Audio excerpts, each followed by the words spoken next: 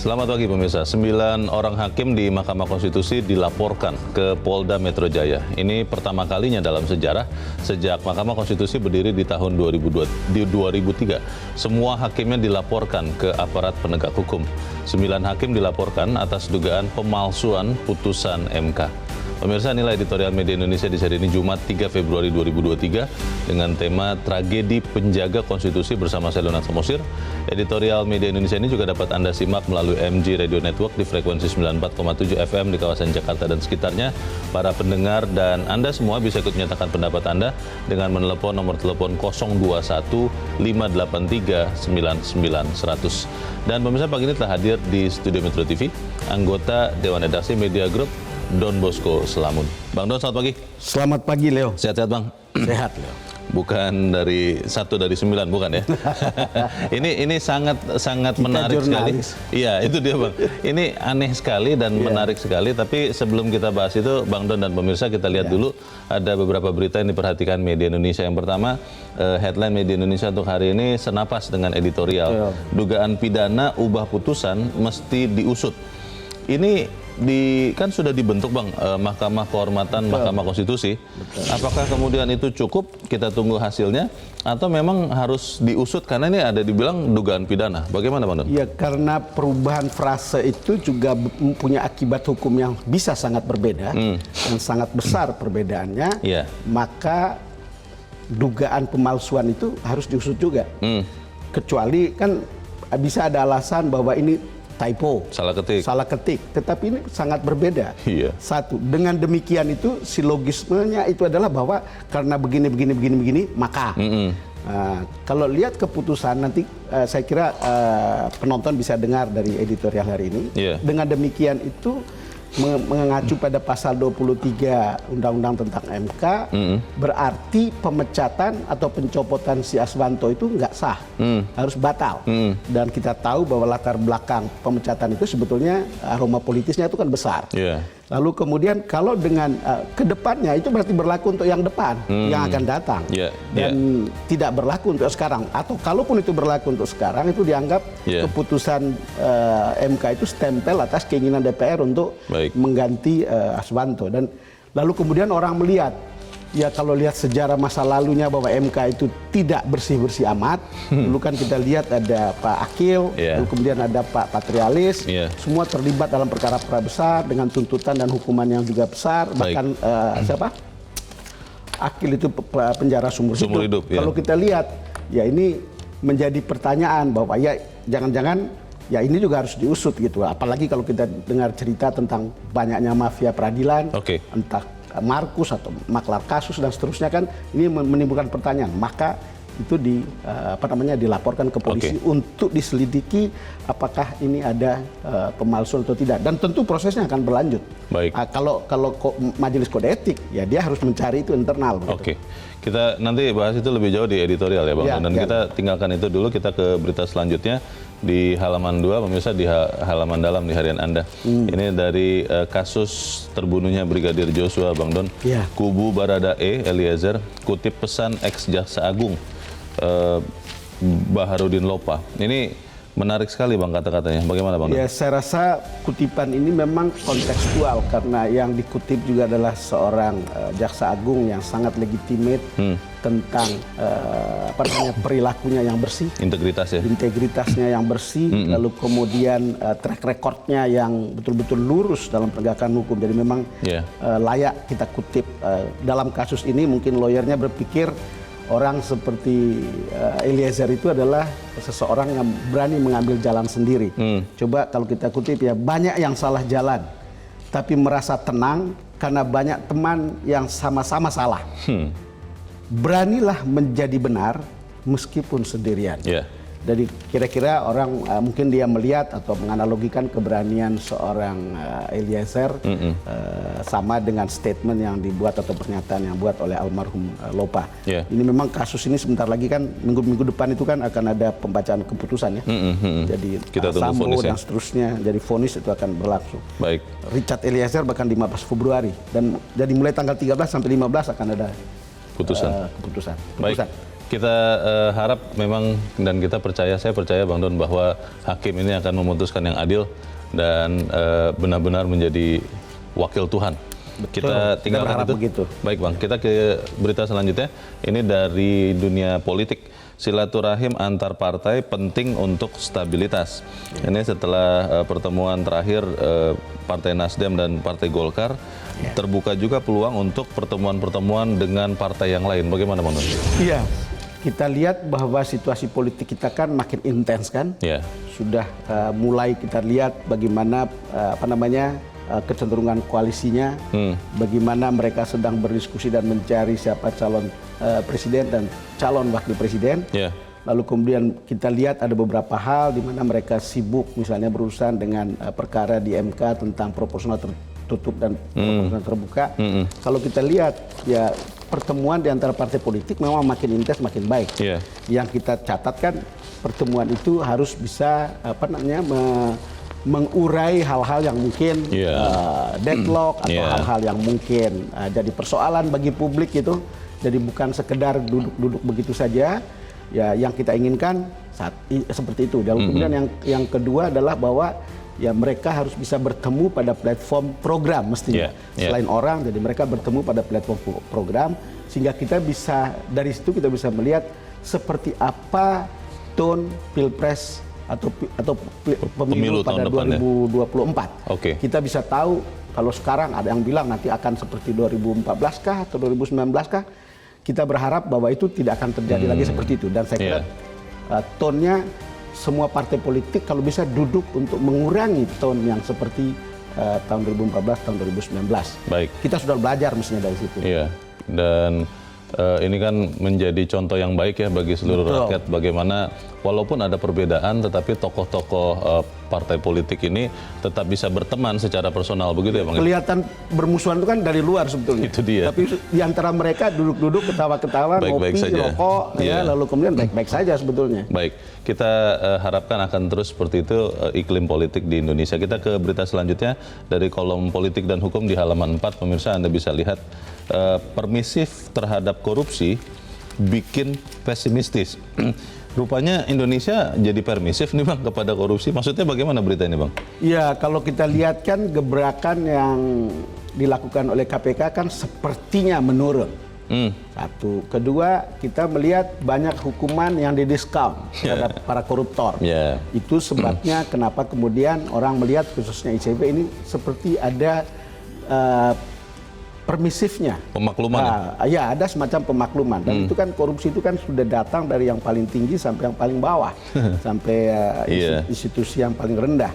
Dan ini memang sesuatu yang sebetulnya sangat negatif untuk kita karena kemudian indeks korupsinya, persepsi korupsinya turun. Dan ini yang menjadi yang terendah. Saya kira Presiden sudah memberikan perhatiannya kemarin. Dan selalu jadi soal bagi kita ketika misalnya tingkat kepuasan terhadap pemerintahan itu kalau dia rendah itu pada umumnya bagian pemberantasan korupsi ini termasuk yang rendah. Iya, iya. Dan ini ada di dalam berita dikatakan ya pernyataan-pernyataan beberapa menteri ya, yang saya tidak tahu apakah memang keceplosan juga Bang, atau memang sudah dipikirkan akhirnya kan tidak konstruktif untuk pemberantasan korupsi. Soal OTT kita masih ingat jangan sering-sering OTT lah. Lalu ada juga yang meminta untuk tidak menindak kepala daerah supaya kepala daerah tidak fokus tidak takut untuk menjalankan pembangunan. Ya, kalau bersih sih mestinya tidak perlu takut. Nah itu dia.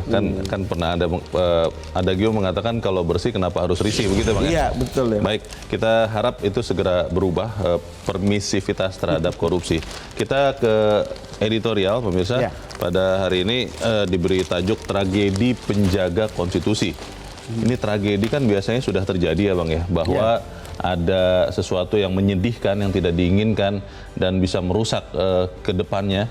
Apakah maksudnya penjaga konstitusi ini sudah melakukan itu Bang? Bagaimana Bang Don? Iya, editorial hari ini datang dengan asumsi bahwa ini kemungkinan ada permainan. Walaupun mungkin ada yang bilang bahwa ini sekedar salah ketik dan seterusnya, tetapi ini tidak mudah dan tidak sesederhana itu gitu. Untuk sampai kita pada kesimpulan bahwa ini sesuatu yang tidak serius, makanya dianggap sebagai tragedi. Tadi saya sudah bilang ada presiden yang memperlihatkan MK bukan sesuatu yang steril dari korupsi, dari sejarahnya terjadi ya. Sejarahnya. Lalu kemudian kita juga berhadapan dengan situasi di mana hukum itu kan jadi bahan jual beli. Kan itu kan sangat umum. Kita tahu ada maklar kasus seperti yang saya tadi bilang, ada jual beli pasal, dan ini kemudian melibatkan hakim, melibatkan panitera dan seterusnya. Hal-hal seperti itu karena kemudian tadi kita bilang bahwa ini akibat hukumnya beda banget. Sangat berbeda antara dengan demikian dan ke depan. Ke depan itu ini sebetulnya ya ius constituendum namanya. Jadi sesuatu yang baru akan diterapkan ke depan, baru akan dibentuk. Bukan pada saat itu. Bukan saat ini. Ius constitutum. Kalau lihat seperti begini, akibat hukum dari keputusan ini, nanti saya kira penonton bisa simak seperti apa mereka dengar editorial, itu sangat berbeda. Karena itu ada prasangka tentang jangan-jangan ada pemalsuan keputusan. Ada kesengajaan. Ada kesengajaan untuk memalsukan putusan ini gitu. Tapi kemudian siapa orang yang melakukannya? MK menyelidikinya melalui Majelis Kode Etik. Sementara lawyer yang namanya Ziko tadi itu mengajukan itu ke polisi, melaporkan ada pemalsuan surat, lalu kemudian pemalsuan putusan, lalu kemudian karena tidak tahu siapa begitu ya, semua hakimnya 9 orang, 9-9-nya dilaporkan. Baik, kita akan membahas itu, Bang Don dan pemirsa. Inilah editorial Media Indonesia untuk hari ini, Jumat 3 Februari 2023, tragedi penjaga konstitusi.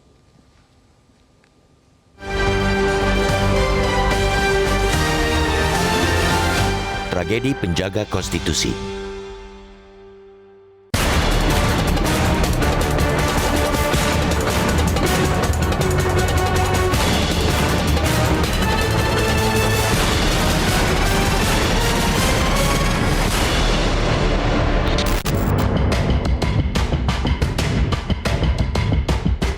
Badai yang menerpa Mahkamah Konstitusi belum berakhir.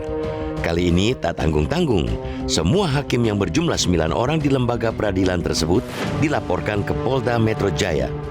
Inilah pertama kali dalam sejarah sejak MK berdiri pada 2003, semua hakimnya dilaporkan ke aparat penegak hukum. Dugaannya sungguh dahsyat, yakni skandal dugaan pemalsuan putusan MK. Pelapornya adalah pengacara Ziko Leonard Jagardo Simanjuntak yang juga penggugat uji materi Undang-Undang Nomor 7 Tahun 2020 tentang MK.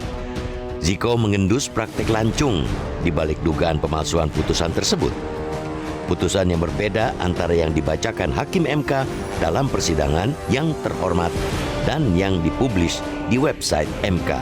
Aneh bin ajaib. Berubahnya frasa dengan demikian menjadi kedepannya dalam putusan sidang menjadi penyebab 9 hakim konstitusi itu dipolisikan. Selain 9 hakim konstitusi, Ziko juga melaporkan 1 panitera dan 1 panitera pengganti ke Polda Metro Jaya atas dugaan pemalsuan surat. Perubahan frasa itu bermula dari keluarnya salinan putusan perkara nomor 103 /PUU-20 Romawi /2022 tentang uji materi Undang-Undang Nomor 7 Tahun 2020 tentang MK. Dalam salinan putusan tersebut, ada 1 frasa yang berbeda dengan putusan sidang yang dibacakan Hakim Konstitusi pada 23 November 2022 lalu. Sebelumnya, MK telah membuat putusan atas uji material tersebut. Uji material terkait pencopotan Hakim Konstitusi Aswanto oleh DPR pada 29 September lalu. Aswanto dianggap DPR kerap menganulir undang-undang produk mereka. Aswanto kemudian digantikan Guntur Hamzah, mantan Sekjen MK. Putusan dibacakan Hakim Konstitusi Saldi Isra yang pada halaman 51 diantaranya berbunyi, dengan demikian pemberhentian Hakim Konstitusi sebelum habis masa jabatannya hanya dapat dilakukan karena alasan mengundurkan diri atas permintaan sendiri yang diajukan kepada Ketua Mahkamah Konstitusi, sakit jasmani atau rohani secara terus-menerus selama 3 bulan sehingga tidak dapat menjalankan tugasnya yang dibuktikan dengan surat keterangan dokter, serta diberhentikan tidak dengan hormat karena alasan sebagaimana termaktub dalam pasal 23 ayat 2 Undang-Undang MK dan seterusnya. Namun salinan putusan yang kemudian dimuat pada situs MK tidak sesuai dengan yang dibacakan. Frasa dengan demikian berubah menjadi ke depan. Meski kecil, perubahan itu berdampak besar. Putusan asli dengan frasa dengan demikian membawa implikasi bahwa pencopotan Aswanto oleh DPR tidak sah dan harus batal demi hukum. Frasa ke depan memiliki dampak berbeda. Putusan itu tidak membatalkan pencopotan Aswanto karena hanya dapat diterapkan di masa mendatang. Perubahan frasa itu membuat putusan MK menjadi semacam stempel yang melegitimasi pencopotan Aswanto. Pelaporan 9 hakim konstitusi ke Polda Metro Jaya menguji dua hal. Pertama, polisi diuji nyalinya untuk mengusut dugaan pemalsuan putusan MK berdasarkan asa kesamaan di muka hukum atau equality before the law. Seharusnya polisi tak kesulitan mengusutnya karena kasusnya sudah terang benderang. Kedua, 9 hakim MK diuji kepatuhannya kepada hukum dengan memenuhi panggilan pihak kepolisian. Bukan kali ini saja penjaga konstitusi bak pagar makan tanaman. Ingat kasus mantan Ketua MK Akil Mokhtar dan mantan Hakim Konstitusi Patrialis Akbar yang ditangkap KPK hingga divonis bersalah. Belum lagi kasus-kasus pelanggaran etik lainnya. Terkait kasus pemalsuan putusan MK, hukum harus ditegakkan tanpa pandang bulu. Jangan biarkan benteng konstitusi itu bobol, bahkan roboh.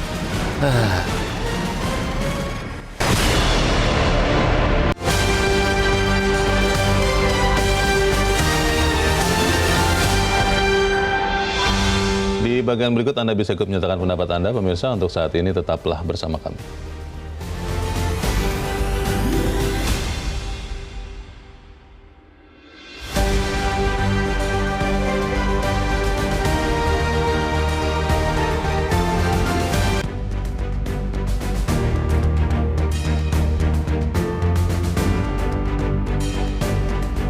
Terima kasih pemirsa, masih bersama kami di Editorial Media Indonesia. Dan sebelum kita berdiskusi, Bang Don, kita mau coba bertanya dulu. Kita sudah tersambung lewat saluran telepon dengan pelapor kasus ini, Bang. Juga seorang advokat, Ziko Leonard Jagardo Simanjuntak. Bung Ziko, selamat pagi. Selamat pagi. Ya, Bung Ziko, kita tahu bahwa akhirnya Anda menemukan ada perbedaan frasa yang signifikan di tulisan ataupun risalah di putusan Mahkamah Konstitusi dengan yang dibacakan hakim. Pertanyaan pertama saya, boleh diceritakan singkat, kenapa Anda bisa menemukan itu? Ya, jadi awalnya saya itu tidak hadir pada saat sidang putusan.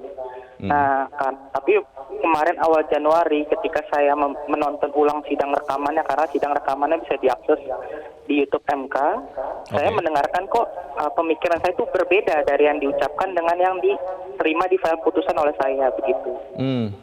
Anda menerima putusan itu dalam bentuk apa ya? Dalam bentuk PDF. PDF yang dikirim via email begitu kepada Anda ya? Jadi WA, berupa link ke website MK untuk mendownload putusan itu. Oke, dan di situ tertulis memang beda dengan apa yang dibacakan oleh Hakim Konstitusi ya? Ketika saya nonton video sidangnya beda. Sampai kita bicara sekarang, apakah di website itu juga masih tetap tertulis berbeda atau sudah berubah lagi? Masih tetap sama, tidak diubah. Masih tetap sama. Beberapa orang mengatakan mungkin karena ingin berbaik sangka begitu, Bung Ziko, ini adalah typo atau salah ketik karena yang mungkin yang diucapkan dengan yang didengar sehingga pengetiknya itu berbeda. Anda melihat ada kemungkinan typo ini tidak, Bung Ziko? Sangat tidak mungkin, karena yang berubah setelah saya cek ulang itu bukan cuma putusannya, tetapi risalah sidang. Jadi apa yang diucapkan di sidang itu ditulis, diketik sama pegawai MK menjadi file risalah, itu juga berbeda. Jadi ada dua file yang berbeda. Jadi seakan-akan yang dibaca pada saat sidang itu yang dilihat lewat rekaman di akun YouTube Mahkamah Konstitusi itu sama sekali berbeda dengan yang ditulis di website dan risalahnya, begitu ya? Betul, beda sekali dua-duanya. Oke, tujuan Anda melaporkan kemudian Hakim Konstitusi itu apa, Bung Ziko? Karena kan pasti ini ada yang melakukan dan ada yang memerintah melakukan. Nah, makanya kita melaporkan semuanya itu untuk diinvestigasi siapa yang melakukan dan yang memerintahkan melakukan. Kira-kira bisa tidak ya, kalau Anda kan seorang advokat juga nih, mengerti hukum, kira-kira berani tidak kemudian penegak hukum, polisi, untuk memeriksa hakim konstitusi? Karena kan di lembaga peradilan seorang hakim konstitusi juga berada pada level yang ya paling tinggi juga. Bagaimana Bung Ziko? Ya, jadi kalau mau memeriksa seharusnya polisi itu berani buat meriksa pegawai dulu. Karena kan saya melaporkan 2 pegawai dulu nih. Supaya pegawai ini diperiksa, nanti ditemukan adanya kecurigaan yang besar ke depannya buat memeriksa hakim juga. Kalau ada seperti itu di undang-undangnya, polisinya boleh meminta jaksa agung untuk meminta izin ke presiden memeriksa hakim konstitusi. Di undang-undangnya begitu. Oke, sehingga kemudian nanti ketahuan persis ya, ini salah tulis atau ditulis salah begitu ya, Bung Ziko ya? Saya yakin pasti disengaja itu. Disengaja. Terakhir, Bung Ziko, kalau melihat kasus ini, kita masih bisa percaya tidak kepada Mahkamah Konstitusi? Dari responnya yang begitu cepat, saya pikir masih ada beberapa orang dan hakim yang ingin segera diusut tuntas bersih ya. Jadi kita lihat ke depannya, tapi saya percaya masih ada harapan, ada beberapa hakim yang memang ingin ini segera diungkap dan bersikap bersih gitu. Baik, ingin mengutip sedikit, sekalipun langit runtuh, keadilan atau kebenaran harus ditegakkan. Terima kasih karena Anda sudah berani untuk mengungkapkan kebenaran ini, dan juga terima kasih Bung Ziko sudah mencerahkan kami pagi ini. Ziko Leonard Jagardo Simanjuntak, terima kasih, selamat pagi. Singkat saja Bang Don, kalau melihat kemungkinan kan banyak orang juga mengatakan ini typo, salah ketik. Tapi kalau mendengar penjelasan Bung Ziko kan bahkan risalah yang disampaikan kepada dirinya dan sudah dicek ulang lagi ke situs MK benar-benar beda dengan apa yang diucapkan. Bagaimana Bang? Saya sependapat dengan Ziko. Ini ya, kalau kita belajar di fakultas hukum, kita tahu bagaimana menafsirkan pasal kan. Ada penafsiran berdasarkan gramatikal. Itu berdasarkan tata bahasa. Dan kalau kita lihat ke depan, dan dengan demikian itu 2 hal yang sangat berbeda dengan akibat hukum yang sangat berbeda. Kedua, ada penafsiran berdasarkan histori atau konteks historis dari sebuah pasal. Nah, kalau kita lihat bagaimana Aswanto ini diberhentikan, itu kan semula dianggap sebagai hakim agung yang banyak tidak comply dengan keinginan DPR atau produk-produk undang-undang dari DPR. Padahal yang mencalonkan Aswanto yang mencalonkan DPR. itu dari DPR. Makanya kan salah satu alasan yang disampaikan ke sana, dia ini tidak ikutin keinginan dari pemilih dia gitu ke sana. Nah, tidak inline. Maka orang kemudian berprasangka keputusan ini itu diambil berdasarkan kepentingan politik. Dan itu sangat mengganggu, karena Mahkamah Konstitusi itu kan hakimnya kan harus independen. Tidak boleh ada campur tangan, tidak boleh terpengaruh oleh tekanan. Meskipun diusulkan tadinya dari DPR sendiri begitu diusulkan, tidak ada masalah, tetapi itu tidak boleh mereka itu campur tangan dari luar begitu untuk mengambil keputusan. Lalu jadilah kasus seperti ini. Menurut saya Ziko betul ketika dia melihat bahwa ini rasanya tidak mungkin hanya salah ketik. Siapapun yang mengetik itu, apalagi panitera, tahu betul konteks. Kalau dikatakan A adalah akibatnya seperti ini, kalau A dikatakan dengan cara B, itu bisa berakibat sangat berbeda. Kalau memang salah ketik mungkin seperti ini Bang, dengan demikian terus diketiknya salah dengan begitu kan, itu tidak terlalu jauh. Itu tidak terlalu jauh, tetapi ini suatu hal yang sangat berbeda akibat hukumnya, terutama terhadap status Aswanto. Dan itu kemudian juga tentu berpengaruh pada independensi hakim-hakim MK. Sudah sampai di polisi kalau kita melihat Bang, dan kemudian juga MK-nya sendiri kan membentuk Mahkamah Kehormatan MK. Ini itikat baik seperti yang tadi dikatakan Bung Ziko, atau seperti apa Bang Don lihat? Ya, kalau lihat itu kan kecepatan mereka untuk merespon, kita respect. Tetapi kan prasangka tentang adanya tindak pidana pemalsuan, itu juga harus diselidiki.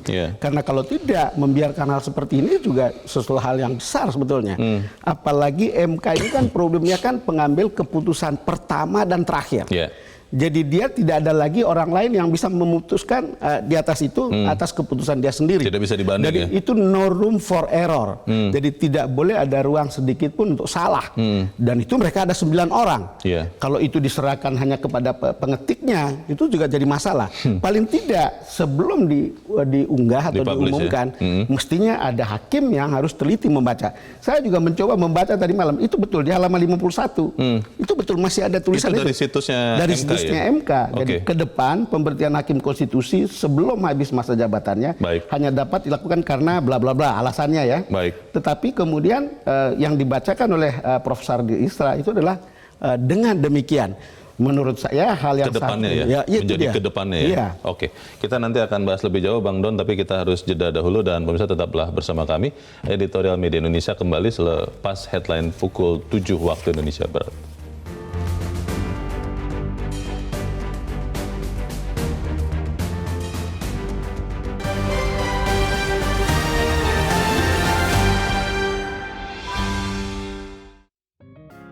Media Indonesia mengajak Anda untuk mengakses fitur premium e-paper. Dengan sajian konten berbasis intelektual dan meneguhkan kebangsaan, Media Indonesia tampil dengan lebih dinamis melalui e-paper Media Indonesia yang dapat Anda akses kapan saja, di mana saja. Caranya mudah, download aplikasi Media Indonesia di Android atau ketik link e-paper.mediaindonesia.com atau bisa scan QR Code pada layar kaca Anda. Klik tab e-paper di bagian samping layar tablet Anda, daftarkan data diri, serta pilih paket berlangganan e-paper Media Indonesia sesuai dengan kebutuhan Anda. Nikmati juga bonus spesial tambahan 4 halaman rubrik fokus setiap hari. Semua bisa Anda dapatkan hanya di e-paper Media Indonesia. Untuk informasi lebih lanjut, hubungi customer service di nomor 0811 1201 2018 atau kunjungi media sosial @mediaindonesia. Media Indonesia, referensi bangsa. Terima kasih pemirsa, Anda masih bersama kami di Editorial Media Indonesia, dan sekarang Bang Don waktunya kita mendengarkan dulu pendapat dari pemirsa Metro TV. Kita sudah tersambung dengan pemirsa Metro TV di Bekasi, Jawa Barat. Ada Pak Ondo Silitonga. Pak Ondo, selamat pagi. Selamat pagi Bung Leo, selamat pagi Bung Don. Selamat pagi Pak Ondo. Silakan Pak, pendapat Anda Pak. Iya, soal ganti frase, saya tidak kaget. Di Indonesia ini pernah ada istilah jual beli ayat atau pasal di lembaga pembuat undang-undang. Karena kata dan bila diganti dengan atau itu besar maknanya. Kalau A dan B itu bermakna 2 orang, kalau A atau B itu bermakna 1 orang. Jadi ini pasti ada hal tertentu. Kalau typo sangat memalukan ya di lembaga MK sebesar itu. Kalau itu yang terjadi, 9 orang hakim MK itu, kata kacamata bacanya itu digantilah, kasihan itu kalau salah baca. Kemudian Kadif Propam itu adalah polisinya polisi, MK itu adalah polisinya hukum. Wah aneh kalau terjadi seperti ini. Ini menurut saya tsunami luar biasa. Harusnya pemberhentian Aswanto itu batal secara hukum. Tapi dengan penggantian kata-kata ke depannya itu menjadi sah secara hukum. Pertanyaannya, apa kepentingan hakim-hakim itu? Saya kira nggak ada kepentingan mereka. Kemungkinan yang bisa bermain atau salah di situ adalah panitera ditekan atau sengaja. Kasus Aswanto itu aneh ya, diganti oleh DPR. Ke depan itu harusnya DPR nggak berhak mengganti. Kalau udah diserahkan menjadi hakim, biarlah situasi sesuai hukum yang berlaku itu yang bisa membatalkan mereka di situ.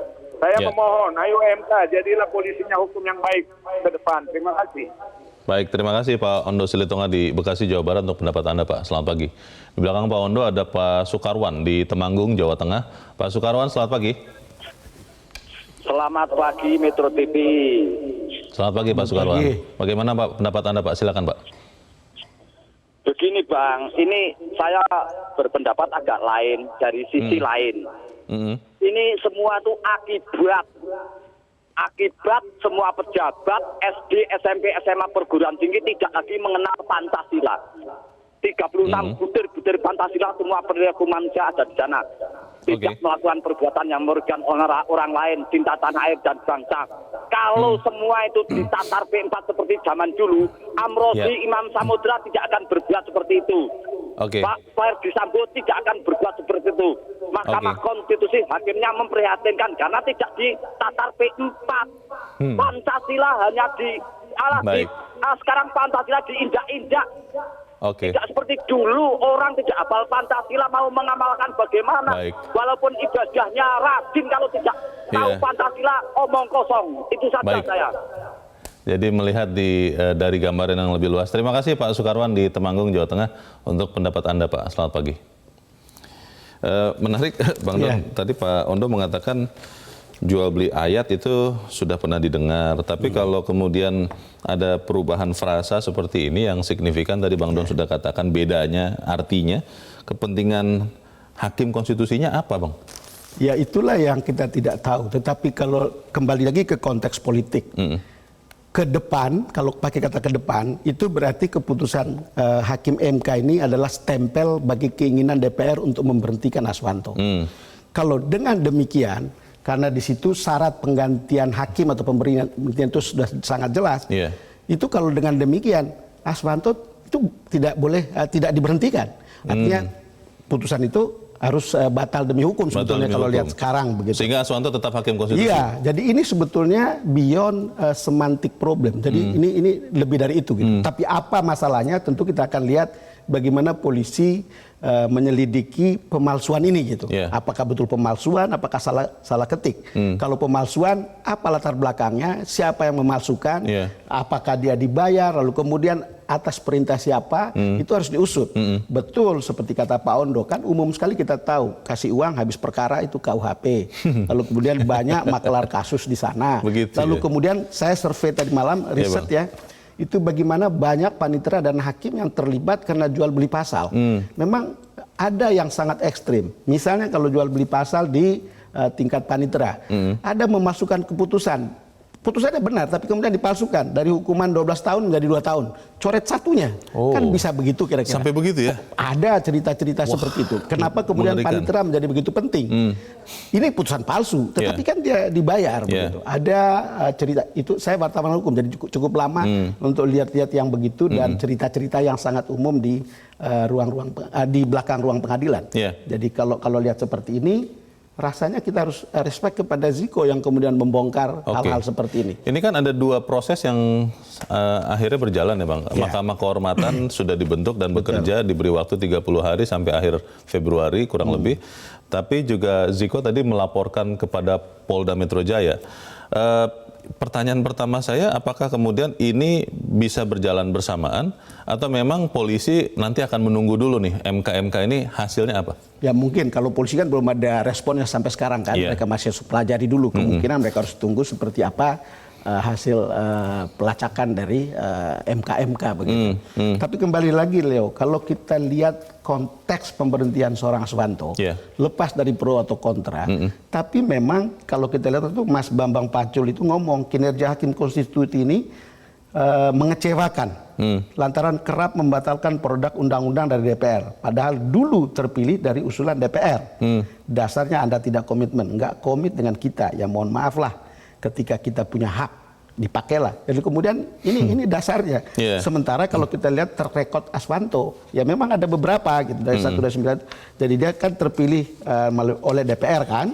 Lalu kalau kita lihat di situ Aswanto itu juga pernah ada kaitan dengan uji presidensial threshold 20%. Permohonan ditolak. Lalu kemudian Aswanto menilai Undang-Undang Ciptaker inkonstitusional bersyarat dan seterusnya. Ya ada beberapa hal yang mungkin dianggap sebagai krusial, tetapi yang tidak berarti dengan begitu, lalu DPR boleh mengusulkan dia untuk diberhentikan. Karena undang-undang yang mengatakan dia berhenti karena beberapa soal, bukan karena tekanan DPR. Di beberapa episode editorial yang lalu juga terkait dengan waktu pencopotan Hakim Aswanto ini Bang, saya lupa siapa, tapi ada pertanyaan bagaimana trias politika itu dijaga ketika lembaga yudikatif bisa dalam tanda petik diintervensi legislatif Bang. Ini kan menjadi sesuatu yang berbahaya. Itu bagaimana Bang? Ya, karena itu memang undang-undangnya selalu mengatakan, dalam sistem hukum kita selalu mengatakan hakim itu adalah sebuah kekuasaan kehakiman, itu adalah kekuasaan yang independen. Walaupun kemudian dalam prakteknya seperti kata Pak Ondo tadi, atau banyak orang yang mengatakan ya memang teorinya begitu, prinsipnya seperti itu, tapi sering independensi itu bisa dibeli dengan uang. Dan itu problem-problem yang sudah umum kita tahu. Cuma sekarang dalam kasus yang salah tulis ini ditulis salah. Iya. Atau salah tulis, saya tidak tahu, masih belum putus. Ya, jangan-jangan ditulis salah betul gitu, Leo. Tapi kan begini, dulu orang selalu bilang verba volant, scripta manen. Orang akan pegang yang tertulis, kata-katamu bisa terbang. Kira-kira gitu. Tapi faktanya sekarang, tadi kan Ziko akan lihat ulang siarannya kan? Rekaman itu. Karena semua itu juga sudah tertinggal begitu. Jadi apapun verba itu tidak volant lagi. Verba itu juga manen gitu. Dia tinggal karena kemudian lihat, oh ada perbedaan seperti ini. Jadi makanya kembali lagi, no room for error. Kalau hakim konstitusi yang membacakan putusan, Bang, kemudian mengatakan, misalnya nih, ini saya berasumsi saja, saya yang salah baca. Sebenarnya yang saya baca itu tulisannya adalah ke depannya. Tapi saya salah bicara, salah baca dengan demikian. Itu bagaimana, Bang? Ya kan kalau dengar Pak Morores Asirait ya, kan dia bilang yang dipegang itu kan yang dibaca.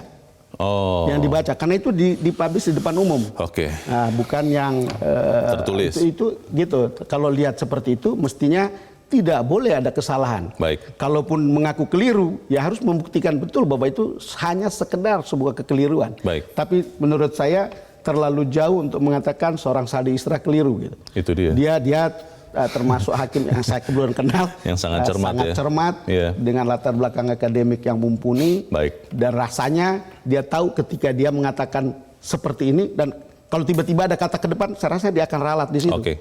Bagaimana bisa kita cegah penjaga konstitusi ini menjadi sebuah tragedi? Kita bahas di bagian berikut. Bang Don dan pemirsa tetap bersama kami, Editorial Media Indonesia segera kembali.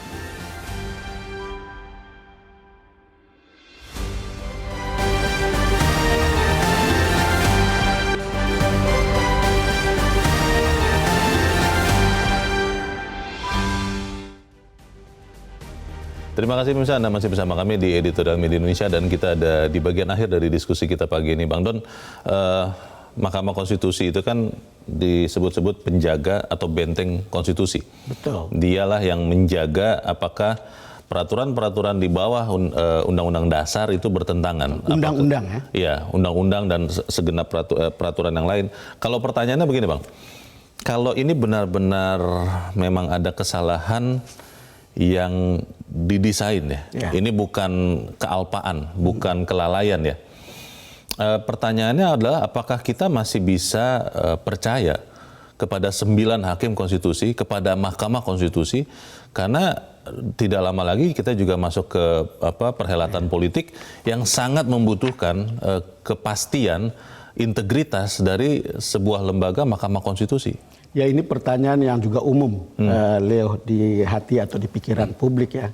Ketika ada kasus-kasus seperti ini selalu akan menggugat soal seberapa kita mempertaruhkan kepercayaan kepada hakim-hakim konstitusi. Saya percaya bahwa bisa ada kekeliruan, tetapi juga kita berhadapan dengan fakta bahwa MK tidak steril, tidak bersih, karena sejarah masa lalu memperlihatkan kepada kita ada perkara-perkara yang melibatkan miliaran uang untuk kemudian membeli keputusan. Pernah terjadi ya? Pernah terjadi. Dan hal-hal seperti ini, dalam kasus seperti ini juga bisa ada prasangka yang sama. Ya, prasangka itu harus bisa dibuktikan, harus bisa di-clearkan, dan bagaimanapun menurut saya Mahkamah Konstitusi ikut bertanggung jawab lewat MK tadi untuk mencari apa sebetulnya yang terjadi, dan kalau betul ada yang terlibat, lebih baik mereka yang sodorkan ke polisi. Kalau betul ada pelanggaran kode etik, lalu kemudian ternyata memang ada kesengajaan pemalsuan putusan seperti ini, ya tidak cukup dengan sanksi etik gitu. Paling tidak mereka merekomendasikan lebih lanjut untuk terus diselidiki, karena berdasarkan penyelidikan itu akan tahu siapa yang melakukannya, kenapa melakukan itu, apa uang ada unsur suap di belakangnya. Kalau unsur suap kan bisa dilacak, kan crime follow the money, bisa dilihat seperti itu. Jangan sampai kesannya Leo, kemarin saya dapat ini dari tentang Pak Mahfud MD ya, yang katanya dapat kiriman ini dari sesama menterinya. Jadi kalau bisa lihat, saya kira ada di grafis ya. Iya, ke kamera. Saya kira ada. Sudah pernah ada. Apa itu Bang? Terlihat di sini. Ini kan gini. Ada rakyat kecil ini Leo, datang minta keadilan. Mau minta keadilan Pak katanya. Lalu kemudian dengan garangnya orang yang diminta itu bilang, minta beli katanya. Oh, oke. Mungkin bisa diperlihatkan Bang. Ada ke mestinya kamera sudah ini, di Bang. grafis itu Iya, mestinya. iya. Coba lihat nih. Yang ini Bang. Mana? Itu. Coba lihat. Iya. Jadi ini. Itu berasal dari cuitannya Pak Mahfud MD, Menko Polhukam, tapi kemudian beliau mengaku bahwa ini berasal dari sesama menteri. Kiriman gitu. sesama menteri. Jadi ada orang yang datang minta keadilan, lalu kemudian orangnya bentak gitu. Minta beli katanya. Ini jadi itu kata Pak Ondo tadi dia seperti itu. Itu dia. Dan rata-rata pada umumnya orang berpikir kayak begitu. Kita khawatir orang-orang yang di MK ini juga ada yang kemudian memberi keadilan itu berdasarkan harga jual beli gitu. Bang, tapi kalau etik, ya, itu kan tidak ada sanksi selain teguran atau sanksi pidananya, itu bagaimana Bang? Ya, sanksi kalau etik ada temuan pelanggaran etik, sanksi etik. Yeah. Saya tidak tahu seperti apa sanksi etiknya, tapi misalnya ya, kan ada dulu sanksi etik pada hakim gitu. Hakimnya tidak boleh dikasih palu, jadi non palu gitu. Tidak boleh itu hukuman bersidang. beratnya. Tidak boleh. Dia hakim, tapi dia tidak boleh menggunakan palu, tidak boleh bersidang. Itu tidak bisa boleh dan pernah ya? Pernah terjadi gitu. Tapi itu di pengadilan umum. Saya tidak tahu kalau di MK, tetapi saya kira paling bagus kan kalau kebetulan ketahuan bahwa ada hakim MK yang terlibat, lebih baik mundur saja dengan gentle untuk kemudian membuka kesempatan kalau betul ada unsur pidananya harus lakukan itu. Saya tidak yakin bahwa 99-nya terlibat gitu. Jadi tapi mungkin ada 1 atau 2 gitu yang kemudian bekerja sama dengan panitera untuk kemudian menuliskan hal seperti ini dan dokumen ini bisa dipakai dan bisa dijadikan presiden untuk kemudian kalau ada tekanan politik atau tekanan apapun hakim konstitusi bisa diganti. Itu dia. Karena ini berlaku untuk ke depan. Jadi persoalan kita kan sebetulnya kalau dengan demikian tadi itu putusan itu tidak sah, artinya si Aswanto tetap hakim. Kalau dengan kata ke depan, itu berarti putusan ini menjadi stempel atas tekanan politik yang dilakukan oleh DPR untuk mengganti Aswanto. Bang, tapi kan ini jadi pelik ya, ketika misalnya putusannya persis sama dengan yang dibacakan Bang. Dengan demikian frasanya, itu kan artinya hakim konstitusi Aswanto tidak jadi dicopot, dia tetap jadi hakim. Padahal kan sudah ada hakim penggantinya, Guntur Hamzah. Apakah kemudian hakim konstitusi jumlahnya jadi 10, jadi genap? Nggak boleh. Atau seperti apa itu Bang? Ini hakim kan harus tetap 9. Belum ada presiden ya kan? Kalau pemecatannya, ini logika aja ya beliau. Kalau pemberhentian Aswanto itu dianggap batal demi hukum, itu juga berarti pengangkatan penggantinya itu juga harus dianggap sebagai batal itu demi hukum. Konsekuensinya karena kan sekuensial ya. Itu soal logika aja gitu. Kalau kita mengambil kesimpulan seperti itu, saya tidak tahu persis seperti apa peraturannya. Artinya dia harus dipulihkan kembali, tapi kemudian melalui cara apa kan gitu kan? Karena ini kan penggantian dia ini kan pemberhentiannya kan lewat sidang. Gitu. Bang Don, ini kepres lagi. Itu dia keputusan presiden kan jadi menyulitkan semua pihak nih. Eksekutif juga jadi seakan-akan ikut salah. Bang Don, kalau melihat kasus ini, saya jadi tergelitik Bang. Saya pikir jangan-jangan sekian orang lain juga berpikiran yang sama. Untuk melihat kembali semua putusan-putusan MK, minimal MK dulu lah ya. Apakah sama persis yang diucapkan dengan yang ditulis? Lalu kan ini juga bisa memunculkan pertanyaan kepada muruah kepada wibawa MK. Apakah pada saat kasus ini masih diselidiki, maka MK tetap boleh bersidang? Karena pertanyaannya kan adalah apa jaminannya bahwa ketika diucapkan di kasus yang lain ya Bang itu akan sama persis dengan yang dituliskan atau yang dikirimkan risalahnya kepada para pihak. Bagaimana? Leo, kita berharap bahwa kejadiannya cuma berlaku untuk satu ini. Gitu. Hanya di sini? Hanya di sini. Yang lain-lain tidak perlu. Tapi kalau Leo tergelitik untuk mengatakan bahwa mestinya bisa diperiksa lagi yang lain-lain. Menurut saya terbuka aja. Kita beruntung karena ada Ziko tadi. Yang tak kenapa begitu tiba-tiba dia lihat loh ada perbedaan begitu. Dan perbedaannya ternyata beyond interpretasi semantik. Karena akibat hukumnya berbeda. Beda sekali. Kata akibat hukum itu sebetulnya punya makna yang sangat dalam, Leo. Dalam pengertian kalau ada akibat hukum A dan B itu bisa dua hal yang sangat berbeda. Akibat hukum itu bisa misalnya, oh ternyata ini ringan, ternyata ini berat, oh ternyata harus begini, ternyata harus begini. Itu ditentukan oleh keputusan hakim atau ditentukan oleh ketentuan undang-undang gitu, dengan akibat yang berbeda-beda gitu. Gitu. Ke depan Bang, apakah ini bisa diselesaikan dengan cepat? Itu pertanyaannya Bang, karena saya rasa agak sulit untuk kemudian misalnya, oke, cari tahu yang mengetik mungkin akan bisa mudah. Tapi kemudian apakah polisi dalam tanda petik berani, tidak sungkan, karena ini kan Mahkamah Konstitusi, Bang. Hakim konstitusi itu kan kalau melihat syarat administrasinya saja, administratif, itu kan setidak-tidaknya pernah menjadi hakim 20 tahun, Bang, dalam karirnya. Itu kan tidak mudah, Bang. Bagaimana, Bang? Kalau polisi mestinya tidak perlu takut. Siapapun sebenarnya tidak perlu takut terhadap proses seperti ini. Kenapa? Karena hakim konstitusi itu sebenarnya kan menguji undang-undang. Bukan menguji perbuatan jahatnya Leo atau perbuatan jahat saya. Bukan itu tadi yang dianalogikan Pak Ondo, bukan Kadif Propam, bukan begitu kan? Tetapi menjaga undang-undang, menjaga konstitusi, lalu melihat undang-undang yang ada di bawahnya, ini sesuai nggak dengan undang-undang atau tidak sesuai nggak bertentangan tidak dengan konstitusi. Makanya soal pemberhentian tadi itu harus disesuaikan. Apakah undang-undang MK-nya sesuai nggak dengan konstitusi atau justru bertentangan dengan konstitusi. Makanya menjadi menarik ketika kemudian tiba-tiba dia diberhentikan. Undang-undang MK-nya mengatakan begini-begini, sementara undang-undang MK ini bukan undang-undang yang tidak sesuai dengan konstitusi, karena ini kan menjamin independensi hakim. Gitu. Jadi ya, Leo, kalau soal cepat dan lambat sebetulnya tidak terlalu, menurut saya tidak ada soal. Tahu siapa pengetiknya, kalau memang dia salah ketik harus diselidiki, benar nggak ini salah. Kemudian siapa yang menyuruh? Kalau begitu ada nggak unsur uang yang bisa dilibatkan dalam proses ini, atau ada jual beli kata-kata inilah, begitu kira-kira. Kita tunggu berarti. Dan itu polisi mestinya akan lebih mudah untuk lihat itu. Kita tunggu dan kita doakan ya supaya kemudian benar-benar penjaga konstitusi ini tidak masuk ke dalam tragedi. Bang Don Bosco Slamet, terima kasih Bang sudah hadir di tempat ini. Selamat pagi, Bang. Selamat pagi, Leo. Pemirsa, pelaporan 9 hakim konstitusi ke Polda Metro Jaya menguji 2 hal. Yang pertama, polisi diuji nyalinya untuk mengusut dugaan pemalsuan putusan MK berdasarkan asas kesamaan di muka hukum. Yang kedua, 9 hakim MK diuji kepatuhannya kepada hukum dengan memenuhi panggilan pihak kepolisian. Terkait kasus pemalsuan putusan MK, hukum harus ditegakkan tanpa pandang bulu. Saya Leonard Samusi berterima kasih Anda sudah menyimak editorial Media Indonesia 1 pagi ini. Tetap jaga kesehatan Anda. Selamat pagi, sampai jumpa.